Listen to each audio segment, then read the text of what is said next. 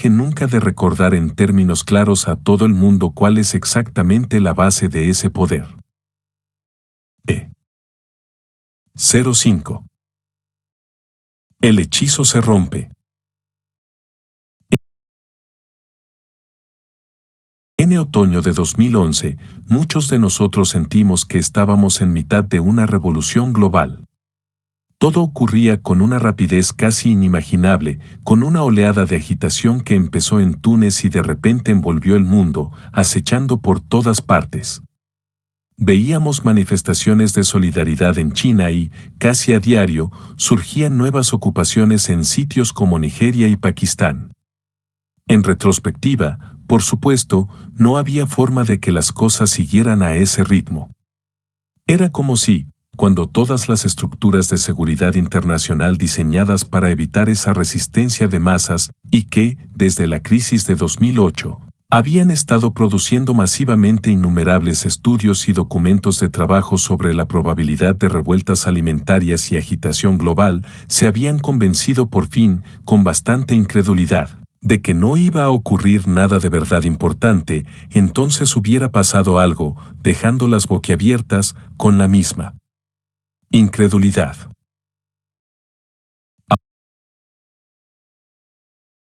Aún así, cuando llegó la inevitable ola de represión, a muchos nos dejó en un estado temporal de confusión. Habíamos contado con ver salir las porras, pero lo que nos sorprendió a bastantes de nosotros fue la reacción de nuestros aliados liberales.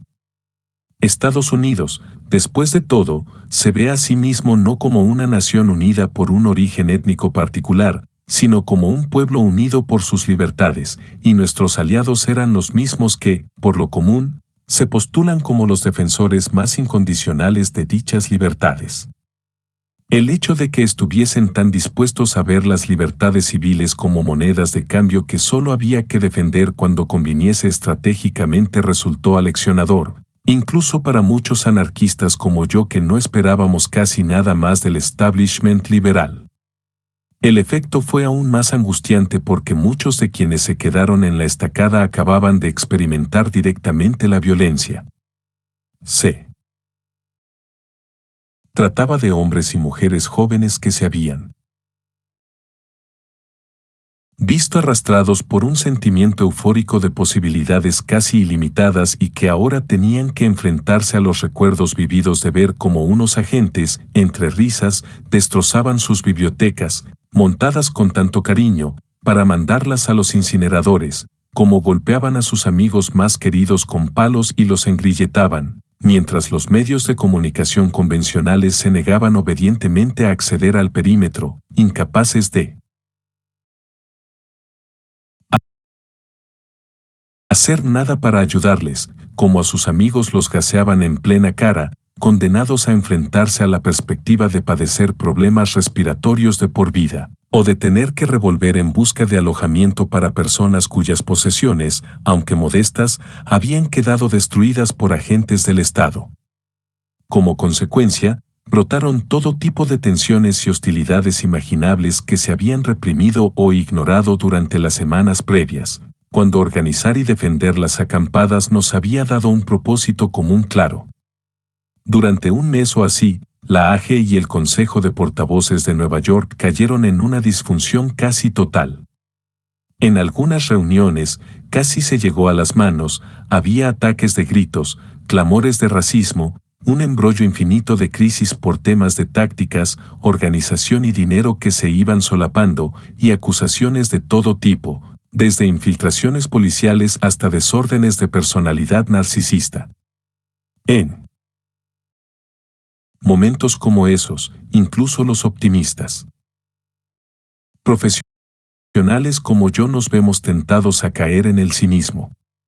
No obstante, con cierta periodicidad, de hecho, con una frecuencia impactante, me vi enfrentándome a elementos que me recordaban la gran cantidad de cosas que había dado por sentadas. Unos meses después de los desalojos, tras una conferencia en un vestíbulo típicamente agitada, me encontré con un hombre solemne de barbas, de unos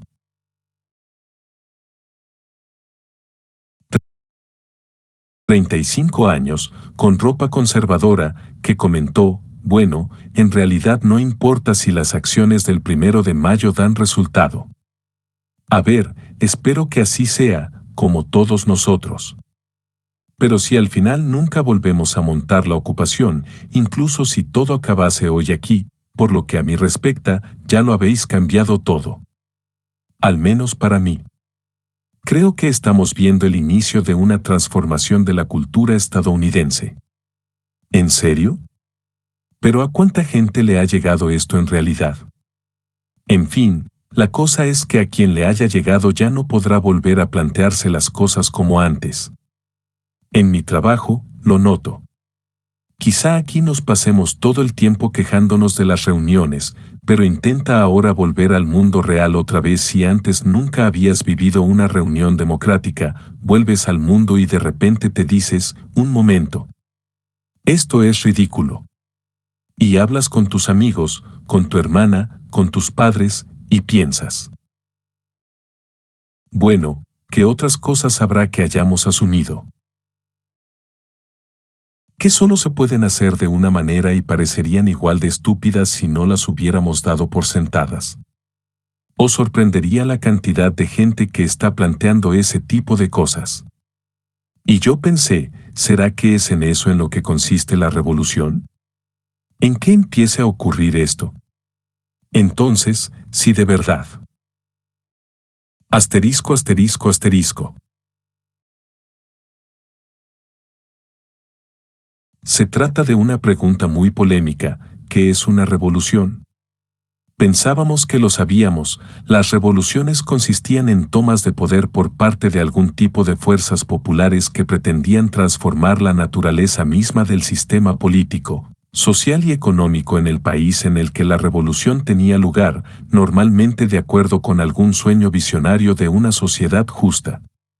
Vivimos ahora en una época en la que, si un ejército rebelde entra arrasando en una ciudad o un alzamiento de masas derroca a algún dictador, es poco probable que las implicaciones sean esas. Cuando se producen transformaciones sociales profundas, como el ascenso del feminismo, lo más probable es que adopten formas totalmente distintas. No es que los sueños revolucionarios no estén ahí, pero los revolucionarios contemporáneos raras veces creen que puedan hacerlos realidad mediante el equivalente moderno a la toma de la Bastilla. En momentos como estos, por lo general merece la pena volver sobre la historia conocida y preguntarse: ¿fueron las revoluciones alguna vez lo que pensábamos que eran? Para mí, la persona que se ha planteado esto del modo más eficaz es el gran historiador mundial Emanuel Wallerstein.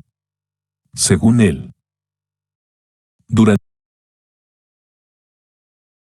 el último cuarto de milenio aproximadamente, las revoluciones han consistido sobre todo en transformaciones a escala planetaria del sentido común político. Wallerstein señala que, ya en la época de la Revolución Francesa, existía un único mercado mundial y se estaba extendiendo también un sistema político mundial único, dominado por los enormes imperios coloniales. Como resultado, la toma de la Bastilla en París terminó afectando a Dinamarca e incluso a Egipto con tanta intensidad como a la propia Francia y, en algunos casos, incluso más. De ahí que Wallerstein hable de la Revolución Mundial de 1789, seguida por la Revolución Mundial de 1848, en la que estallaron revoluciones de forma casi simultánea en 50 países, desde Valaquia hasta Brasil. En ninguno de los casos, los revolucionarios lograron hacerse con el poder, pero más adelante, en casi todas partes se implantaron instituciones inspiradas por la Revolución Francesa, entre las que destacan los sistemas universales de educación primaria. De forma similar, la Revolución Rusa de 1917 fue una revolución mundial, responsable en última instancia del New Deal y de los estados de bienestar europeos, al mismo nivel que lo fue del comunismo soviético. La última de toda una serie fue la Revolución Mundial de 1968 que, de forma similar a la de 1848, estalló casi en todas partes, desde China hasta México, y no se hizo con el poder en ninguna, pero de Cualquier forma lo cambió todo. Fue una revolución contra las burocracias estatales y en pos de la inseparabilidad de la liberación personal y política, cuyo legado más duradero quizás sea el nacimiento del feminismo moderno. Las revoluciones son, por tanto, fenómenos planetarios. Aunque hay más. Lo que en realidad hace una revolución es transformar suposiciones básicas sobre lo que es la política en última instancia.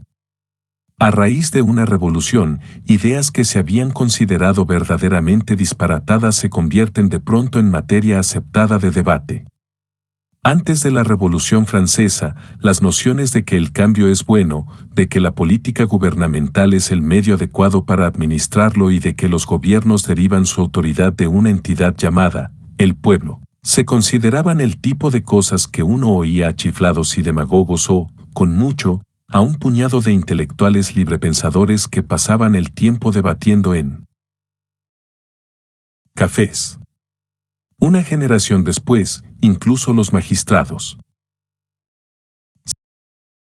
sacerdotes y maestros más conservadores tenían al menos que hablar de boquilla sobre esas ideas. En poco tiempo, habíamos alcanzado la situación en la que estamos ahora, en la que se hace necesario explicitar los términos, como he hecho yo, para que alguien se dé cuenta siquiera de que están ahí. Se han convertido en cuestiones de sentido común, en las bases mismas del debate político. Hasta 1968, la mayoría de las revoluciones mundiales en realidad se limitaba a introducir refinamientos prácticos, como ampliar el sufragio o incorporar la educación primaria universal y el estado del bienestar.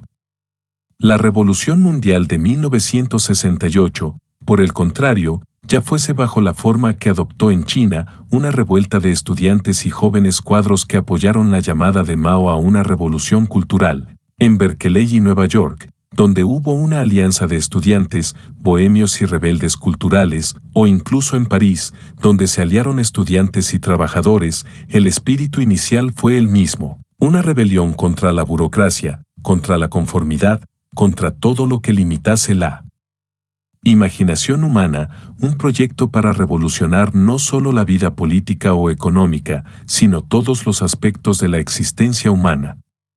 Como resultado, en la mayoría de los casos, los rebeldes ni siquiera trataron de hacerse con el aparato del Estado.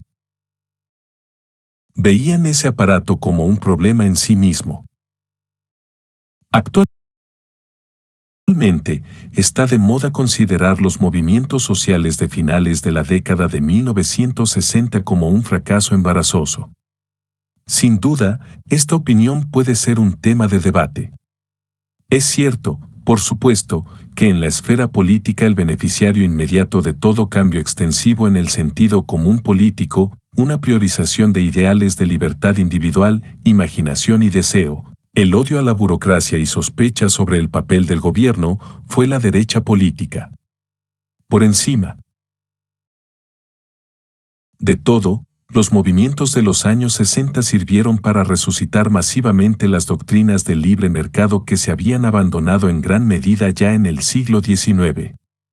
No es coincidencia que la misma generación que, de adolescente, protagonizó la revolución cultural en China fuese la que, con 40 años, presidiera la introducción del capitalismo. Desde la década de 1980, la libertad ha pasado a significar el mercado, y el mercado ha pasado a verse como algo idéntico al capitalismo, incluso, irónicamente, en lugares como China, que había conocido mercados sofisticados durante miles de años, pero rara vez algo que pudiera describirse como capitalismo. Las ironías son infinitas.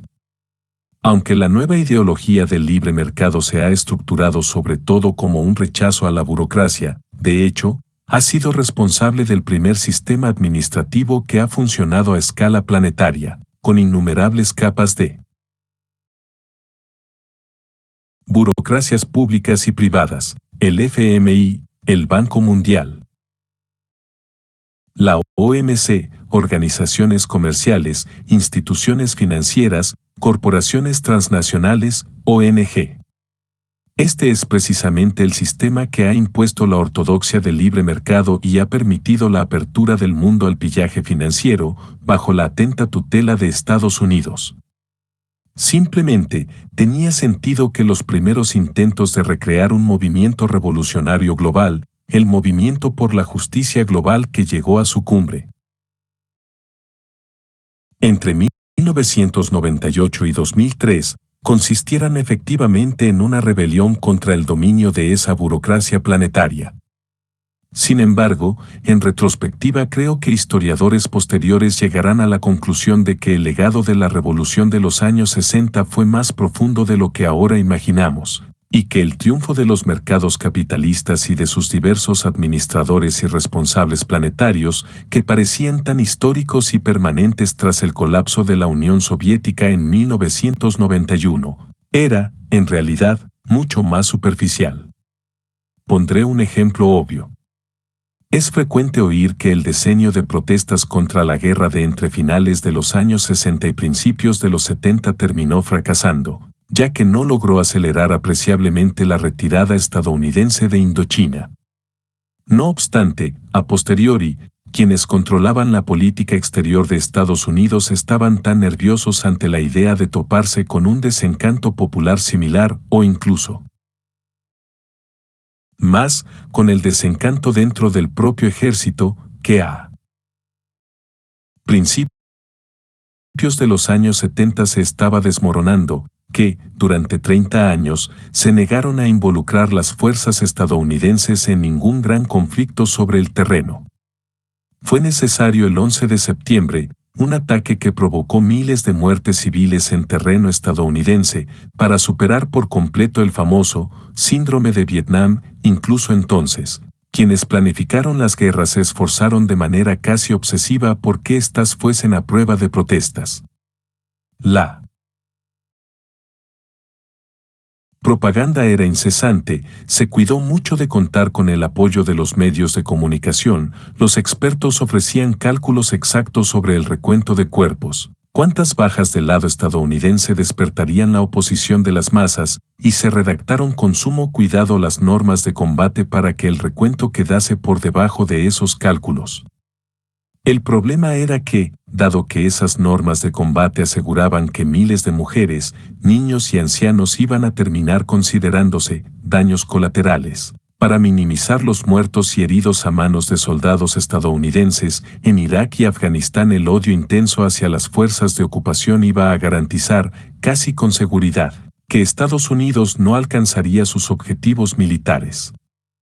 Sorprendentemente, los planificadores de las guerras parecían ser conscientes de ello. Y no importaba.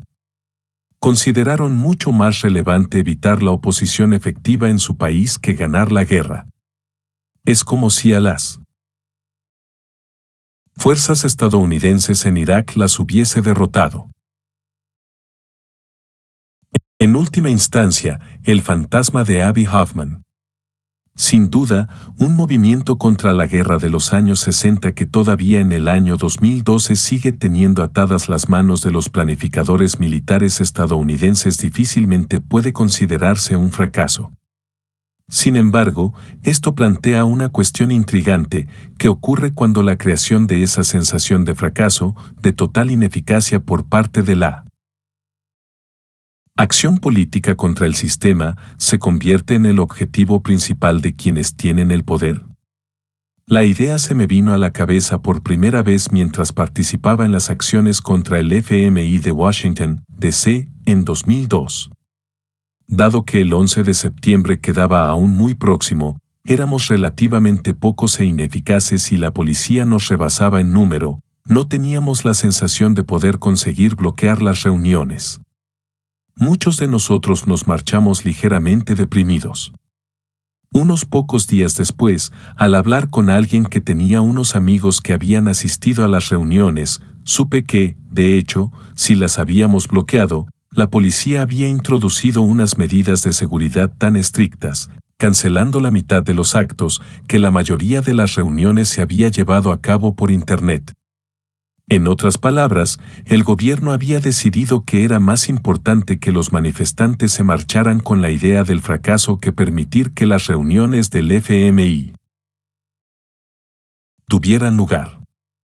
Si uno se para a pensarlo, eso supone dar una importancia extraordinaria a los manifestantes. Es posible que esta actitud preventiva hacia el movimiento social, es decir, diseñar guerras y cumbres de comercio de tal forma que evitar una oposición efectiva se considere prioritario al éxito de la guerra o de la cumbre, refleje en realidad un principio más general. Y si quienes rigen actualmente el sistema, la mayoría de los cuales presenció de primera mano la agitación de los años 60, siendo unos jóvenes impresionables, están obsesionados, consciente o inconscientemente, y sospecho que más conscientemente que no, con la perspectiva de que los movimientos sociales revolucionarios vuelvan a desafiar el sentido común prevalente? Eso explicaría muchas cosas. En la mayor parte del mundo, los últimos 30 años han pasado a conocerse como la era del neoliberalismo, dominada por el resurgimiento de la creencia del siglo XIX, abandonada hace mucho, según la cual los mercados libres y la libertad humana eran, por lo general, lo mismo. El neoliberalismo siempre ha estado sentenciado por una paradoja central, la de declarar que los imperativos económicos han de tener prioridad sobre el resto. La política misma no es más que una cuestión de crear las condiciones para que la economía crezca, permitiendo que la magia del mercado haga su trabajo. Todas las demás esperanzas y sueños, de igualdad, de seguridad, deben sacrificarse en pos del objetivo principal de la productividad económica. Pero en realidad, el rendimiento económico global durante los últimos 30 años ha sido sin duda mediocre. Con una o dos excepciones espectaculares, sobre todo China, que ignoró considerablemente la mayoría de los dictados neoliberales, los índices de crecimiento han quedado muy por debajo de los niveles que tenían en los tiempos del viejo capitalismo, dirigido por el Estado y orientado al estado del bienestar, presente en las décadas de 1950, 1960 y 1970, 108. Así, según sus propios estándares, el proyecto ya era un fracaso colosal incluso antes del colapso de 2008. Por otro lado, si dejamos de tomarles la palabra a los líderes mundiales y, en vez de eso, concebimos el neoliberalismo como un proyecto político, de repente parece espectacularmente eficaz. Los políticos, los ejecutivos, los burócratas comerciales y demás individuos que suelen reunirse en cumbres como Davos o el G20 quizá hayan hecho un trabajo nefasto a la hora de crear una economía capitalista mundial que cumpla de verdad las necesidades de una mayoría de los habitantes del mundo, no hablemos ya de generar esperanza, felicidad, seguridad o significado, pero han logrado de manera magnífica convencer al mundo de que el capitalismo, y no solo el capitalismo, sino concretamente el capitalismo semifeudal financiarizado que tenemos ahora, es el único sistema económico viable. Pensándolo bien, es un logro destacable. ¿Cómo consiguieron sacar esto adelante? La actitud preventiva hacia los movimientos sociales claramente tiene algo que ver, bajo ninguna circunstancia, ni las alternativas ni cualquiera que proponga una alternativa pueden experimentar el éxito. Esto ayuda a explicar la inversión casi impensable en sistemas de seguridad de una u otra clase, el hecho de que Estados Unidos, que no tiene ningún gran rival, gasta más ahora en su ejército y en su inteligencia que durante la Guerra Fría, aparte de la vertiginosa aglomeración de agencias de seguridad privadas, agencias de inteligencia, policía militarizada, guardias y mercenarios. Están también los órganos de propaganda que homenajean a la policía, e incluyen una industria mediática gigantesca que no existía antes de la década de 1960. La mayoría de estos sistemas no ataca directamente a los disidentes, sino que contribuye a crear un clima persuasivo de miedo, conformidad patriotera, inseguridad vital y desesperación que provoca que cualquier idea de cambiar el mundo parezca una fantasía inútil. Aún así, dichos sistemas de seguridad también son increíblemente caros.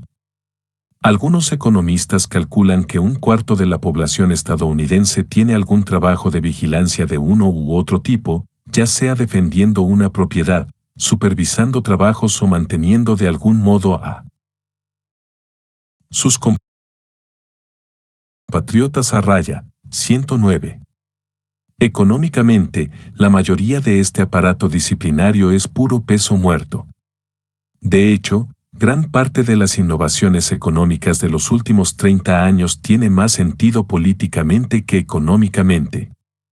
Eliminar el empleo garantizado de por vida a cambio de contratos precarios no parece estar creando una mano de obra más eficaz, pero resulta increíblemente efectivo para destruir los sindicatos y despolitizar el trabajo. Lo mismo puede decirse del crecimiento infinito de las horas laborales.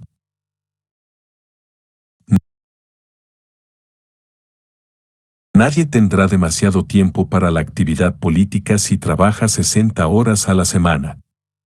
A menudo parece que, siempre que existe la posibilidad de elegir entre una opción que muestra el capitalismo como el único sistema económico posible y otra que, en realidad, haría del capitalismo un sistema económico más viable, el neoliberalismo elige la primera. El resultado combinado es una campaña incesante contra la imaginación humana o, para ser más precisos, la imaginación, el deseo, la liberación individual y todo lo que pretendía liberarse con la última gran revolución mundial iban a quedar estrictamente limitados a la esfera del consumismo, o quizá a las realidades virtuales de Internet. En el resto de ámbitos, tenían que desaparecer radicalmente. Estamos hablando del asesinato de los sueños, de la imposición de un aparato de desesperanza, diseñado para reprimir cualquier sensación de un futuro alternativo. Aún así, como consecuencia de haber invertido casi todos sus esfuerzos en la esfera política, estamos ahora en la extraña situación de ver cómo el sistema capitalista se desmorona ante nuestros ojos, en el mismo momento en que todo el mundo había llegado por fin a la conclusión de que no había otro sistema posible. Asterisco, asterisco, asterisco.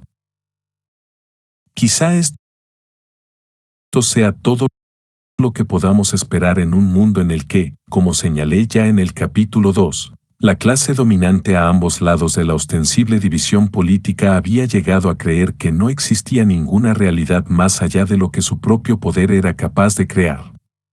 Las burbujas económicas son un resultado del mismo programa político que no solo ha convertido el soborno en el principio soberano que rige nuestro sistema político, sino que ha logrado además que sea el principio mismo de la realidad para quienes operan dentro de él. Parece que la estrategia lo hubiera consumido todo. No obstante, esto significa que cualquier revolución en el nivel del sentido común tendría unos efectos devastadores sobre quienes ostentan actualmente el poder. Nuestros gobernantes se lo han jugado todo para hacer inconcebible ese estallido de la imaginación. De perder la apuesta, los efectos serían devastadores para ellos. Por lo general, al desafiar la creencia popular, que el sistema económico y político actual es el único posible, la primera reacción que se obtiene es la exigencia de mostrar un proyecto estructural detallado sobre cómo funcionaría un sistema alternativo, reduciéndolo a la naturaleza de sus instrumentos financieros, suministros energéticos y políticas de mantenimiento del alcantarillado. Lo siguiente es exigir un programa detallado sobre cómo llevar dicho sistema a la práctica.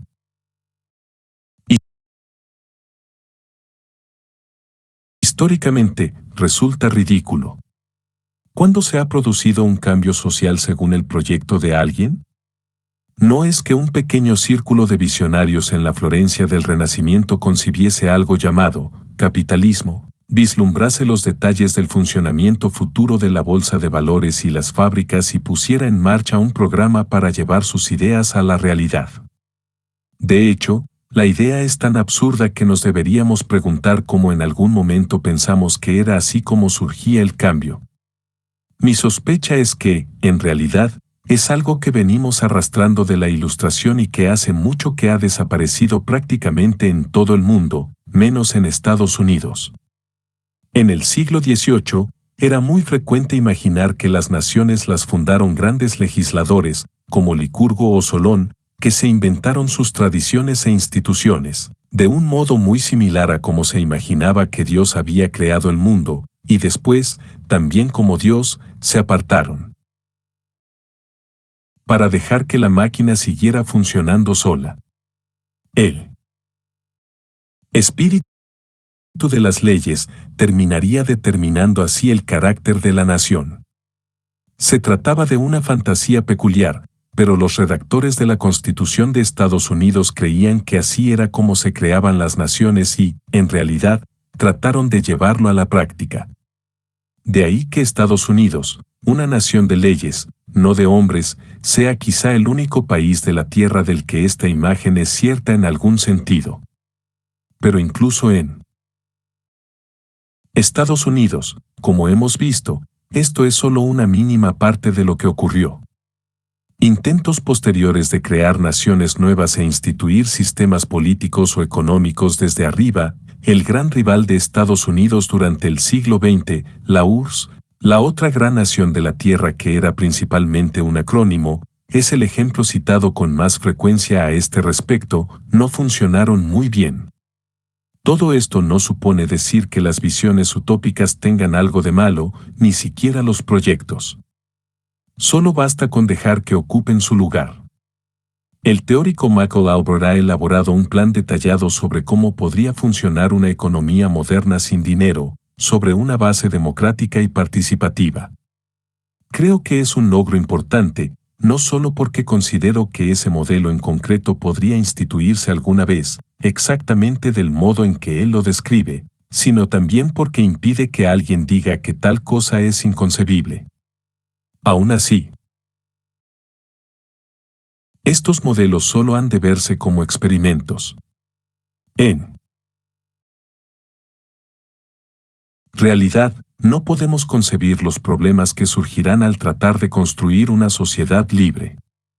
Los que ahora parecen que podrían ser los asuntos más espinosos quizá ni se planteen, y otros que nunca se nos han pasado por la cabeza podrían resultar ser endemoniadamente complicados.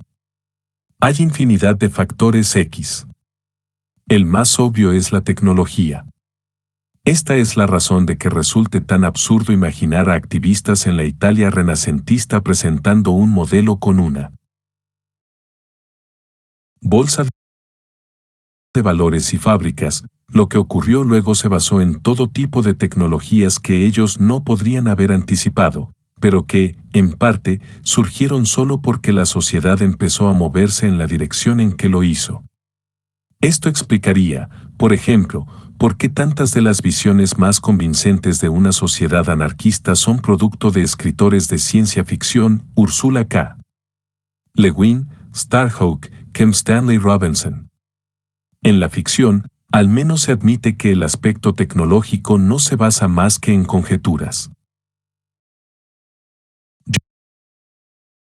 Yo mismo estoy menos interesado en decidir qué tipo de sistema económico deberíamos tener en una sociedad libre que en crear los medios por los cuales la gente podría tomar esas decisiones.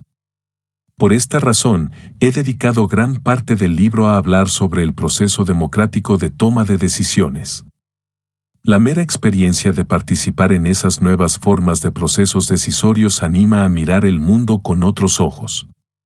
¿Cómo sería en realidad una revolución del sentido común? No lo sé, pero se me ocurren innumerables conceptos de la sabiduría popular que, sin duda, habría que abordar si pretendemos crear algún tipo de sociedad libre viable. Ya he analizado uno de ellos, la naturaleza del dinero y de la deuda, con cierto detalle en un libro anterior. Incluso he sugerido un jubileo de la deuda, una cancelación general, en parte para dejar claro que el dinero es, en realidad, un producto humano, una serie de promesas que, por su naturaleza misma, siempre se pueden renegociar. A continuación, expongo otros 4. Idea 1. El trato productivista. Muchas de las suposiciones perniciosas que paralizan nuestro sentido de posibilidad política tienen que ver con la naturaleza del trabajo. La más obvia es la suposición de que el trabajo es necesariamente bueno, que quienes se oponen a someterse a la disciplina laboral son indignos e inmorales de un modo inherente, y que la solución a cualquier crisis económica o incluso a cualquier problema económico es siempre que la gente trabajara más o más duro de lo que ya lo hace. Es una de esas suposiciones que todo el mundo en el discurso político dominante parece obligado a aceptar como base de la conversación. No obstante, al pararse uno a pensarlo, resulta absurdo. En primer lugar, se trata de una posición moral, no económica. Se realiza mucho trabajo sin el que probablemente estaríamos mejor y los adictos al trabajo no tienen por qué ser mejores seres humanos. De hecho, creo que cualquier análisis sensato de la situación mundial llegaría a la conclusión de que, en realidad, lo que se necesita no es más trabajo, sino menos. Y eso es cierto incluso sin tener en cuenta preocupaciones ecológicas, es decir, el hecho de que el actual ritmo de la máquina de trabajo global esté convirtiendo rápidamente el planeta en un lugar inhabitable. ¿Por qué esta idea es tan difícil de confrontar? Sospecho que, en parte, el motivo es la historia de los movimientos de trabajadores. Una de las grandes ironías del siglo XX fue que, siempre que una clase trabajadora políticamente movilizada lograba un mínimo de poder político, lo hacía bajo el liderazgo de cuadros de burócratas dedicados a este tipo de valores productivistas, valores que la mayoría de los trabajadores de verdad no compartían. 110. Se podría llamar a esto el trato productivista si se acepta la vieja idea puritana de que el trabajo es una virtud en sí mismo, se obtendrá la recompensa del paraíso consumista. Durante las primeras décadas del siglo, esta fue la principal distinción entre los sindicatos anarquistas y socialistas y, por eso los primeros siempre tendían a exigir mayores salarios y los últimos, menos horas. Es bien sabido que los sindicatos anarquistas son los responsables de la jornada laboral de 8 horas. Los socialistas abrazaban el paraíso consumista ofrecido por sus enemigos burgueses, aún así, querían gestionar por sí mismos el sistema productivo. Por el contrario, los anarquistas querían tiempo para vivir, para perseguir formas de valor que los capitalistas no podían ni imaginar. Aún así, ¿dónde ocurrieron las revoluciones? Fueron los votantes anarquistas que rechazaban el trato productivista quienes se alzaron, ya fuese en España, en Rusia, en China y en casi cualquier parte en la que se produjo una revolución. No obstante, en todos los casos terminaron bajo la administración de burócratas socialistas que abrazaban ese sueño de una utopía consumista, aunque eso fuera lo último que iban a ser capaces de ofrecer. La ironía fue que el principal beneficio social aportado por la Unión Soviética y regímenes similares, más tiempo, ya que la disciplina laboral es algo totalmente distinto cuando no existe la posibilidad del despido, y todo el mundo podía trabajar la mitad de las horas previstas, era precisamente el que los socialistas no podían admitir, tuvieron que denominarlo, el problema del absentismo, que se interponía en el camino de un futuro imposible lleno de zapatos y de electrónica de consumo. No obstante, los sindicalistas se vieron obligados también aquí a adoptar términos burgueses, en los que la productividad y la disciplina laboral son valores absolutos, y actuar como si la libertad de holgazanear por una obra no fuera un derecho bien merecido, sino un problema. Por supuesto, sería mucho mejor trabajar solo 4 horas al día que sacar 4 horas aprovechables de una jornada de 8, pero sin duda esto es mejor que nada. Idea 2. ¿Qué es el trabajo?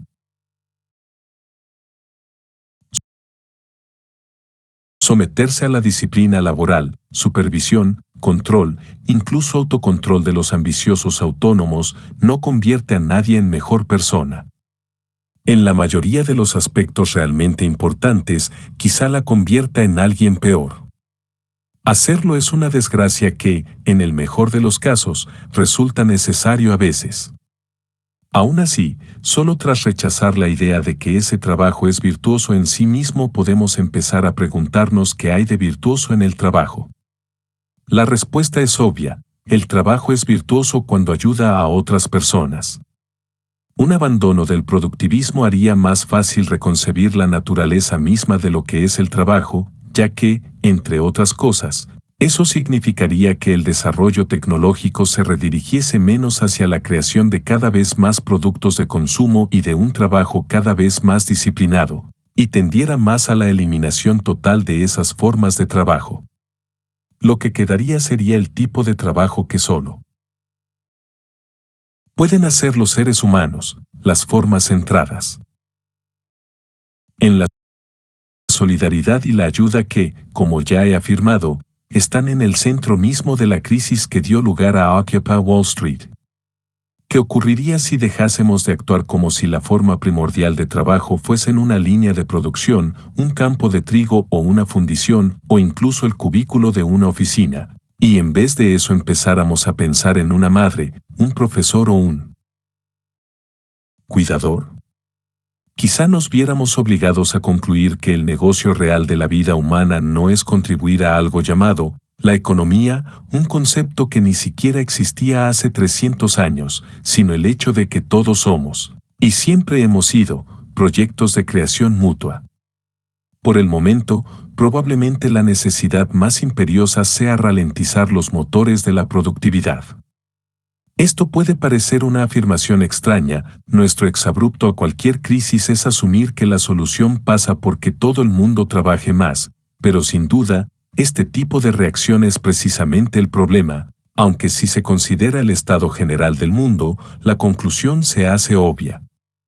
Parece que nos estamos enfrentando a dos problemas indisolubles.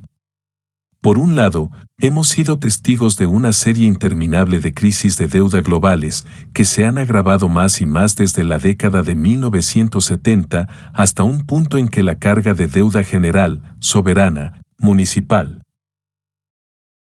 corporativa y personal es claramente insostenible. Por otra parte, tenemos una crisis ecológica, un proceso galopante de cambio climático que está amenazando consumir al planeta entero en sequías, inundaciones, caos, hambruna y guerra. Ambos aspectos parecen no estar relacionados, pero en última instancia, son lo mismo. ¿Qué es después de todo la deuda, sino la promesa de productividad futura? Decir que los niveles de deuda global no dejan de aumentar es sencillamente otro modo de afirmar que, como colectivo, los seres humanos se están prometiendo unos a otros producir en el futuro un volumen de bienes y servicios aún mayor del que producen ahora. Pero incluso los niveles actuales son por completo insostenibles y, precisamente, son los que están destruyendo el planeta a un ritmo cada vez más acelerado. Quienes controlan el sistema también están empezando a reconocer, algo reacios, que se hace inevitable recurrir a algún tipo de cancelación masiva de deuda, una especie de jubileo. La lucha política real va a llegar a su fin bajo su forma actual. Entonces, ¿acaso no es obvio abordar ambos problemas de forma simultánea? ¿Por qué no recurrir a una cancelación planetaria de la deuda, tan amplia como sea posible en la práctica, seguida por una reducción masiva de las horas laborales, con una jornada de 4 horas, quizá, o 5 meses de vacaciones garantizados? Posiblemente esto no solo salvaría el planeta, sino que, además, ya que no es probable que todo el mundo se quede sentado en sus nuevas horas de libertad, empezaría a cambiar nuestros conceptos básicos de lo que en realidad puede ser el trabajo creador de valores. Sin duda, Pai acertó al no plantear exigencias, pero si tuviera que formular alguna, sería esta. Después de todo, supondría un ataque a la ideología dominante en sus puntos más fuertes. La moralidad de la deuda y la moralidad del trabajo son las armas ideológicas más poderosas en manos de quienes dominan el sistema actual. Por eso se aferran a ellas, aunque en efecto lo estén destruyendo todo. Y también por eso esta sería la exigencia revolucionaria perfecta. Idea 3. Burocracia. Un fracaso auténticamente desastroso de la izquierda dominante ha sido su incapacidad para generar una crítica significativa a la burocracia. Creo que es la explicación más obvia de la imposibilidad de dicha izquierda, casi en todas partes, de aprovechar el fracaso catastrófico del capitalismo en 2008. En Europa, los partidos que lograron con éxito sacar provecho de la indignación popular fueron, en casi todos los casos, de la derecha. Esto se debe a que la izquierda moderada socialdemócrata había abrazado ya hacía mucho el mercado y la burocracia. La derecha, y, especialmente, la extrema derecha, no solo tuvo más fácil abandonar su fe ciega en las soluciones del mercado, sino que ya disponía de su crítica a la burocracia. Se trata de una crítica ruda, obsoleta y en muchos aspectos irrelevante, pero al menos, existe. La izquierda dominante, tras rechazar a los hippies y las comunas durante los años 60, se quedó en efecto sin crítica ninguna.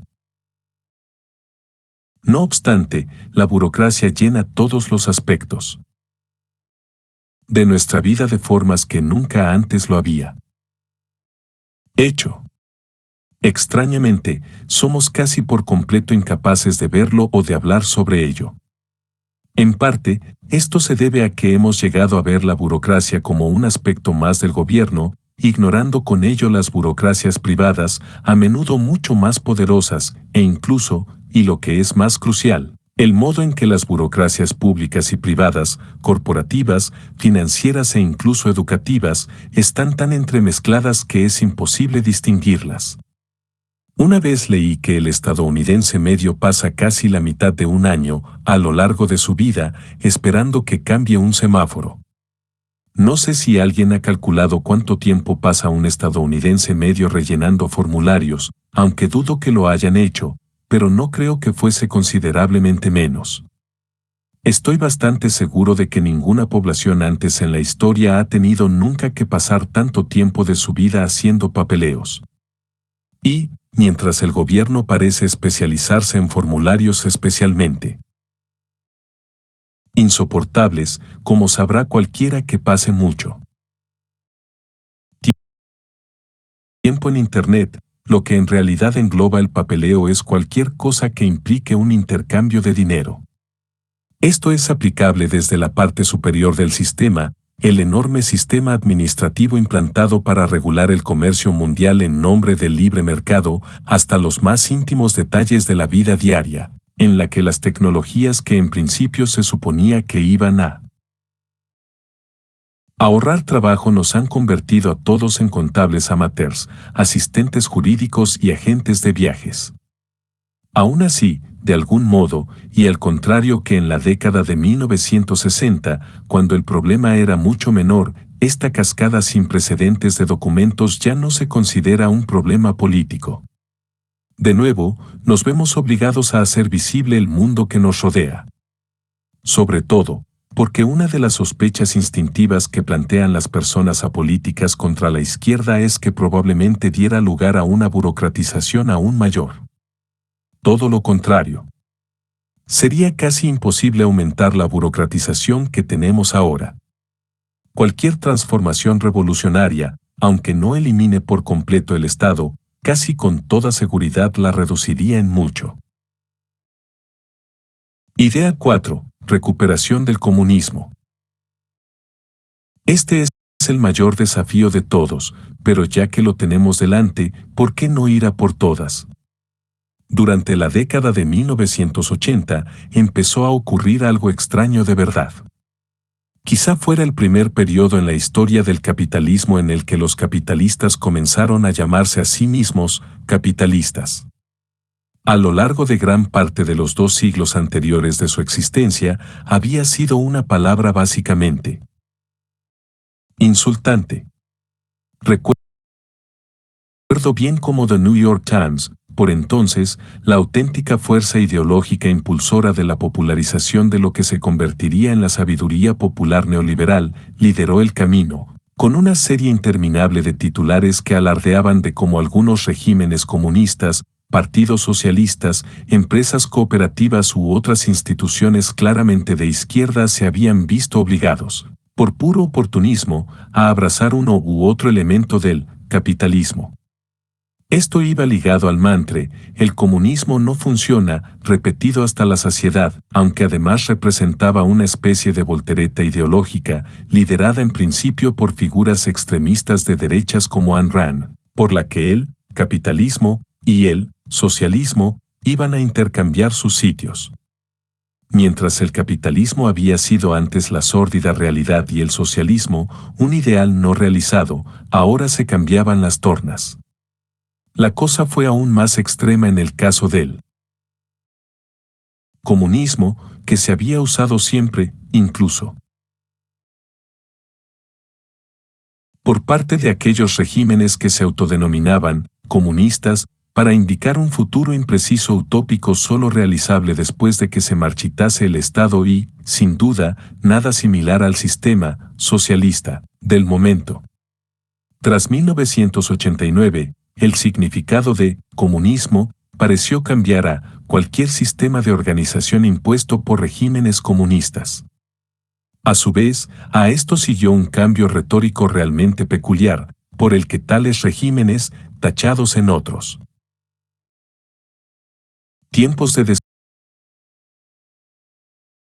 despiadadamente eficaces en el mantenimiento de sus ejércitos y su policía secreta, pero desafortunadamente ineptos en la producción de placeres de consumo, se tildaban de utópicos, esto es, de desafiar de un modo tal las realidades básicas de la naturaleza humana, según las revelaba la economía, que sencillamente no funcionaban, que eran, en efecto, imposibles.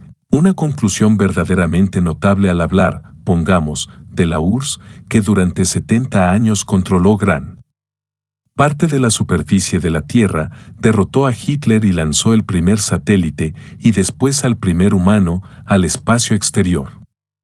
Fue como si el colapso de la Unión Soviética se tomase para demostrar que nunca podía haber existido. La utilización ideológica del término a escala popular es fascinante y, en realidad, nadie habla sobre ello.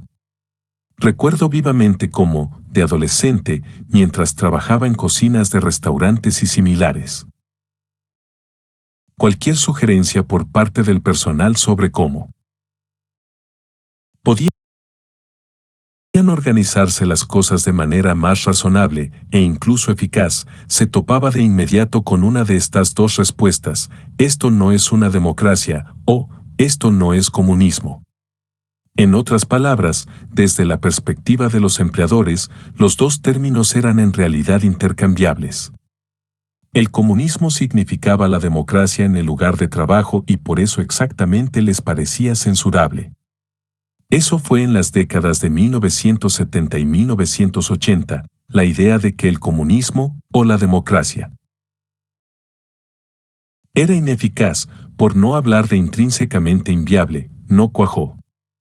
En la década actual, hemos llegado a un punto en el que he visto a ciudadanos de Londres de clase media, que se consideraban a sí mismos distintivamente de centro-izquierda, apelar a esa idea de forma automática incluso al tratar con sus hijos, como aquella persona que, a la sugerencia de su hija de hacer un reparto más democrático de la responsabilidad de pasear al perro, respondió: no, eso sería comunismo, y todos sabemos que el comunismo no funciona.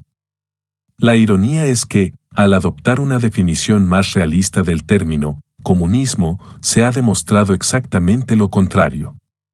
Bien podría argumentarse que estemos en el reverso de la situación tan ampliamente promocionada en la década de 1980. El capitalismo se ha visto obligado, en miles de aspectos y en miles de lugares, a recurrir al comunismo, precisamente porque es lo único que funciona. He planteado este argumento en repetidas ocasiones. Y es muy sencillo. Solo hace falta dejar de pensar en él. Comunismo, como en la ausencia de acuerdo sobre la propiedad privada y volver a la definición original, de cada cual según sus capacidades, a cada cual según sus necesidades. 111. Si cualquier acuerdo social fundado sobre ese principio y que funcione conforme a él puede describirse como comunismo, todos nuestros conocimientos más fundamentales de la realidad social cambian por completo. Se hace evidente que el comunismo, al menos en su forma más atenuada, es la base de todas las relaciones sociales amistosas, dado que la sociabilidad de cualquier tipo supone siempre un cierto comunismo de base, la concepción de que, cuando la necesidad es lo bastante grande, por ejemplo, salvar a una persona que se está ahogando, o la petición, pequeña, por ejemplo, un encendedor, indicaciones, estos son los límites que se aplicarán. Todos somos comunistas con quienes más amamos y más confianza tenemos. Sin embargo, nadie muestra un comportamiento comunista en todas las circunstancias y con cualquier persona o, supuestamente, nunca ha sido así ni será. El trabajo en particular tiende a organizarse sobre una base comunista, dado que en situaciones prácticas de cooperación y, especialmente, cuando la necesidad es inmediata y apremiante, el único modo de resolver un problema es identificar quién tiene las capacidades para dar lo que se necesita. Cuando dos personas están arreglando una tubería, da igual que trabajen para la Heritage Foundation o para Goldman Sachs, y una dice, pásame la llave inglesa, la otra no suele responder, ¿y qué me das a cambio? De ahí que no tenga sentido imaginar un comunismo, futuro ideal y discutir sobre si sería posible. Todas las sociedades tienen una base comunista y la mejor forma de analizar el capitalismo es como una forma errónea de organizar el comunismo, errónea, entre otras cosas, porque tiende a promover formas extremadamente autoritarias de comunismo en el espacio de trabajo. Una cuestión política clave es, ¿qué mejor forma de organizar el comunismo podemos hallar que promueva modos más democráticos? O incluso mejor, que elimine por completo nuestra institución contemporánea de los lugares de trabajo. Tan solo plantear las cosas de este modo parece sorprendente, pero en realidad es de sentido común y deja de lado las infinitas adiciones que ha adquirido el concepto de comunismo, tanto por parte de quienes aseguraban hablar en su nombre como de quienes afirmaban denigrarlo. Significaría que nunca podrá existir nada parecido a un sistema comunista, dado que todo está organizado en términos comunistas. Y también que, en el sentido más importante, ya estamos viviendo en uno. Asterisco, asterisco, asterisco. Quizá los lectores puedan hacerse una idea ahora de la dirección global que tengo en mente. Ya estamos practicando el comunismo gran parte del tiempo. Ya somos anarquistas o, al menos, actuamos como anarquistas siempre que logramos entendernos unos a otros sin necesidad de amenazas físicas como método de imposición. No es una cuestión de construir una sociedad completamente nueva con nuestra inventiva. Es cuestión de construir sobre lo que ya hacemos, de ampliar las zonas de libertad hasta que la libertad se convierta en el principio organizativo último. En realidad, no creo que los aspectos técnicos de averiguar cómo producir y distribuir objetos manufacturados fuesen a ser el gran problema, aunque constantemente quieren que creamos que es el único problema. En el mundo escasean muchas cosas, pero de algo de lo que tenemos un suministro casi ilimitado es de personas inteligentes y creativas, capaces de hallar soluciones a problemas como esos. El problema no es falta de imaginación. El problema son los sistemas asfixiantes de deuda y violencia, creados para garantizar que esos poderes de la imaginación no se utilicen o no se usen para crear nada más allá de derivativos financieros, nuevos sistemas armamentísticos o nuevas plataformas de Internet para rellenar formularios. Por supuesto, esto es exactamente lo que llevó a tanta gente a sitios como el Zuccotti Park. Incluso lo que ahora parecen enormes divisiones ideológicas es probable que en la práctica se solventen con bastante facilidad. Durante la década de 1990, frecuentaba grupos de noticias en Internet que, por entonces, estaban llenos de criaturas que se definían como anarcocapitalistas, en apariencia, solo existen en Internet. Hasta el momento, no estoy seguro de haber conocido a ninguno en la vida real. La mayoría pasaba buena parte de su tiempo condenando a anarquistas de izquierdas por ser partidarios de la violencia. ¿Cómo puedes defender una sociedad libre y estar en contra del trabajo asalariado? Si yo quiero contratar a alguien para que recoja mis tomates, ¿cómo vas a detenerme si no es por la fuerza? Lógicamente entonces, cualquier intento de abolir el sistema de salarios solo puede aplicarse mediante una nueva versión de la KGB. Este tipo de argumento se oye con mucha frecuencia. 112. Curiosamente, nunca se oye a nadie decir, si quiero emplearme para recoger los tomates de otra persona, ¿cómo vas a detenerme si no es por la fuerza? Parece que, en una futura sociedad sin Estado, todo el mundo se ve perteneciendo de algún modo a la clase empleadora. Nadie parece pensar que será quien recoja los tomates. ¿Pero de dónde exactamente imaginan que llegarán esos recolectores de tomates? Aquí se podría aplicar un pequeño experimento mental, llamémoslo la parábola de la isla dividida. Hay dos grupos de idealistas. Y ambos reclaman la mitad de una isla. Acuerdan trazar la frontera de tal forma que haya más o menos los mismos recursos en los dos lados.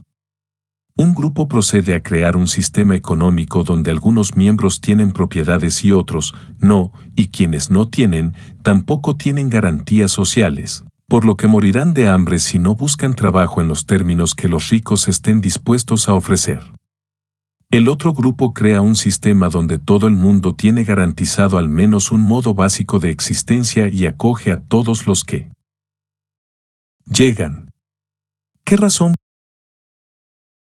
podrían tener los elegidos como guardias nocturnos, enfermeros y mineros de bauxita en el lado anarcocapitalista de la isla para quedarse allí? Los capitalistas quedarían despojados de su mano de obra en cuestión de semanas. Como resultado, se verían obligados a patrullar sus tierras, vaciar sus cuñas y trabajar con su maquinaria pesada, a no ser que empezaran de inmediato a ofrecer a sus trabajadores un trato tan extravagantemente bueno que, después de todo, estarían viviendo en una utopía socialista. Por esta y un sinfín de otras razones, estoy seguro de que, en la práctica, cualquier intento de crear una economía de mercado sin ejércitos, policía y prisiones que la respalden terminará siendo en muy poco tiempo algo por completo distinto al capitalismo. De hecho, sospecho firmemente que pronto sería algo muy diferente a lo que estamos acostumbrados a imaginar al hablar de mercado. Es obvio que podría equivocarme. Es posible que alguien lo intente y el resultado difiera mucho de lo que yo he imaginado. En todo caso, vale, estaré equivocado. Principalmente, me interesa crear las condiciones para que podamos averiguarlo. Asterisco, asterisco, asterisco. En realidad, no puedo decir cómo sería una sociedad libre. Pese a ello, puesto que ya he comentado que lo que sí necesitamos ahora es desatar el deseo político. Creo que puedo terminar describiendo algunas cosas que a mí, personalmente, me gustaría ver. Quisiera ver algo parecido al principio que subyace al consenso, en el que el respeto por la diferencia radical e inconmensurable pasa a ser la base de la comunidad, generalizado a la vida social. ¿Qué significaría eso en realidad? Bueno, en primer lugar, no creo que significase que todo el mundo se pasara el día sentado en círculos en reuniones formales. Supongo que la mayoría de nosotros coincidirá en que esa perspectiva nos volvería al menos igual de locos de lo que lo hace el sistema actual. Obviamente, hay formas de hacer divertidas y entretenidas las reuniones. La clave es, como insistí en el capítulo anterior, no tanto la forma como el espíritu. Por ello, no he dejado de subrayar que cualquier cosa que no implique recurrir a estructuras burocráticas de violencia podría considerarse una forma de organización anarquista. A menudo se cuestiona cómo la democracia directa puede adaptarse desde reuniones personales a escala local para aplicarse en una ciudad, región o nación. Está claro que la forma no será la misma, pero hay todo tipo de posibilidades. Muy pocas de las opciones que se han probado en el pasado han dejado de existir, 113, y no paran de inventarse nuevas posibilidades tecnológicas. Hasta ahora, la mayor parte de la experimentación se ha basado en delegados revocables, pero personalmente considero que hay mucho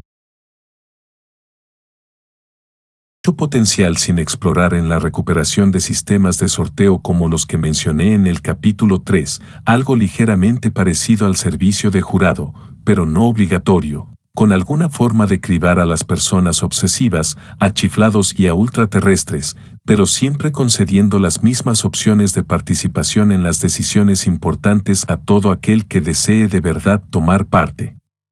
Tendría que haber mecanismos que evitaran los abusos. Aunque es complicado pensar que esos abusos pudieran ser de verdad peores que la forma de selección que usamos ahora.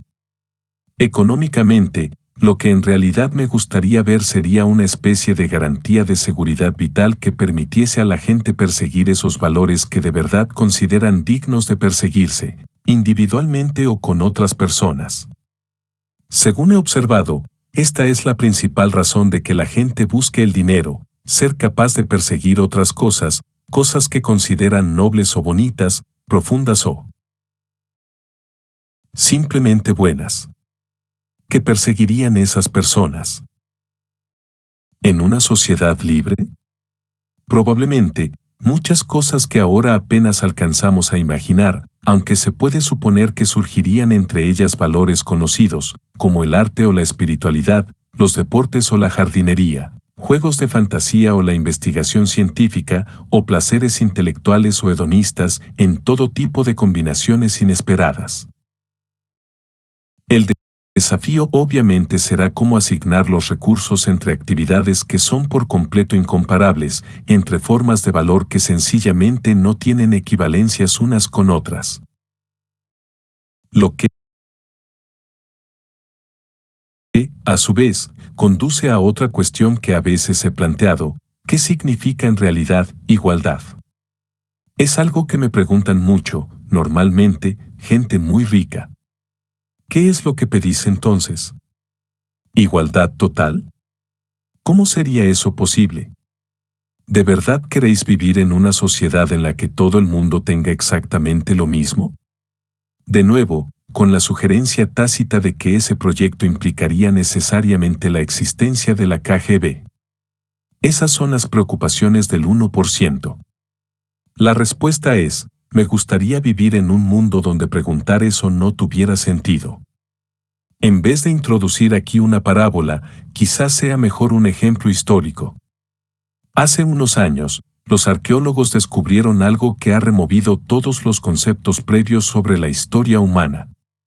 Tanto en Mesopotamia como en el Valle del Indo, los primeros 1000 años de la civilización urbana fueron rigurosamente igualitarios, de un modo casi obsesivo. No existen evidencias de desigualdad social alguna, ni restos de palacios, ni enterramientos suntuosos. Las únicas estructuras monumentales eran las que podían compartir todos, como unos baños públicos gigantes. Con frecuencia, todas las casas de un barrio urbano eran del mismo tamaño exacto. Es complicado no tener la impresión de que dicha obsesión por la uniformidad fuese exactamente el problema.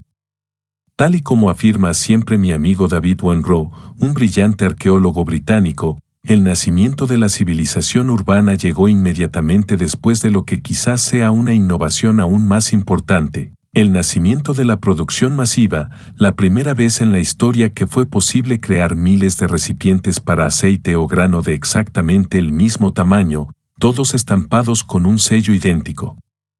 En apariencia, todo el mundo entendió de inmediato sus implicaciones y se sintió aterrorizado. Después de todo, solo cuando uno dispone de esa clase de productos uniformes puede empezar a comparar exactamente cuánto más tiene una persona que otra.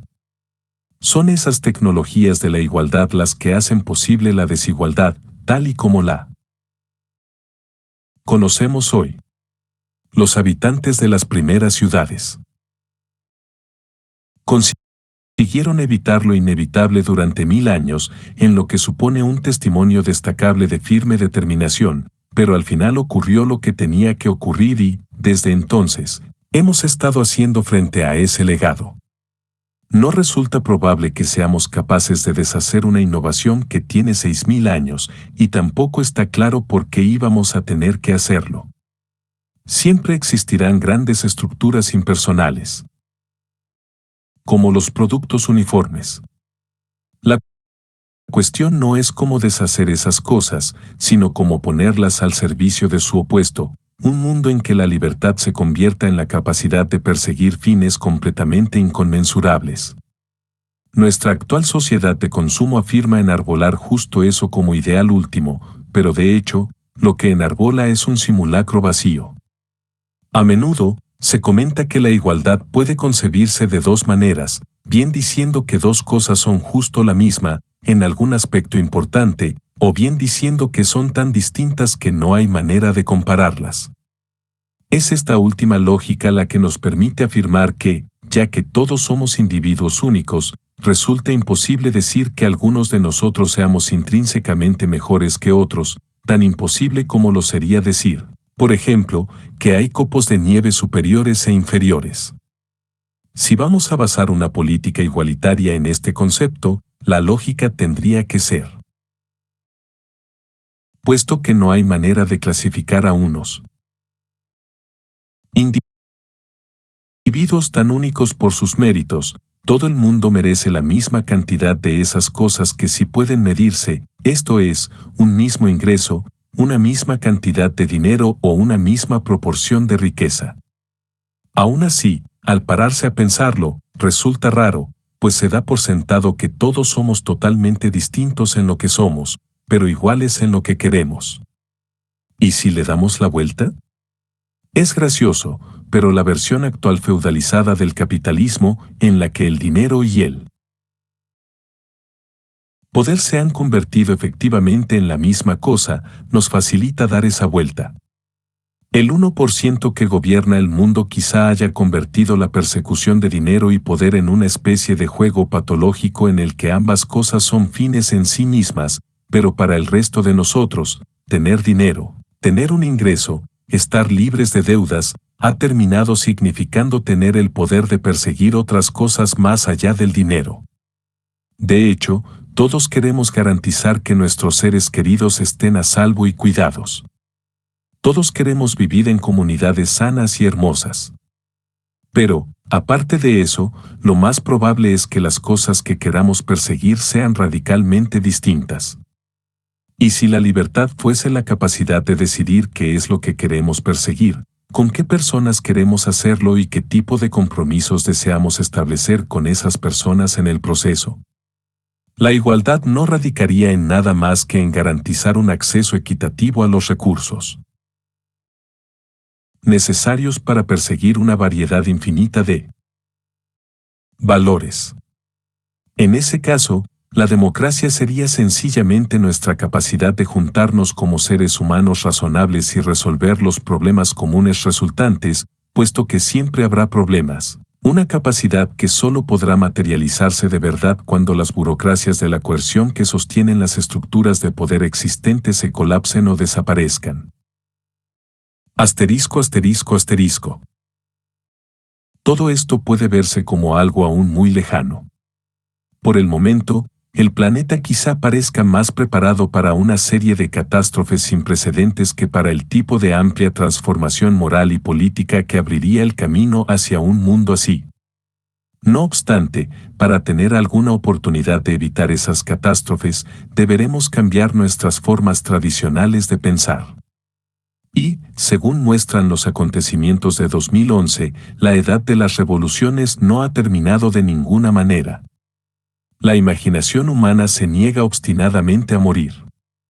Y, en cuanto un número considerable de personas se libran de manera simultánea de los grilletes impuestos a esa imaginación colectiva, incluso nuestras suposiciones más profundamente enraizadas sobre lo que es o no políticamente posible se vienen abajo de la noche a la mañana, como ya sabemos que ha ocurrido alguna vez.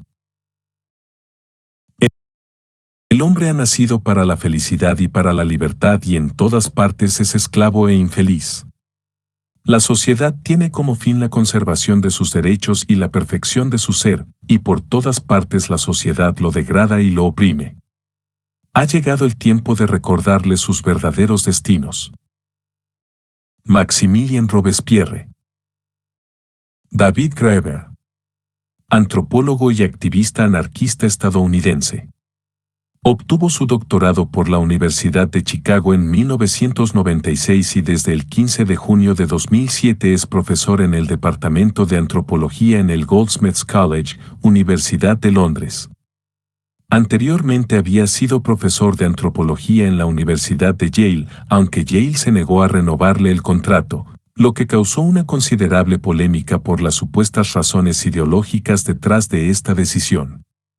Graeber es conocido por su activismo político y social, incluyendo su papel en las protestas contra el Foro Económico Mundial, World Economic Forum, en la ciudad de Nueva York 2002 o con el movimiento Occupy Wall Street del año 2011. Es miembro de la Organización Sindical Trabajadores Industriales del Mundo, Industrial Workers of the World. Notas. 1.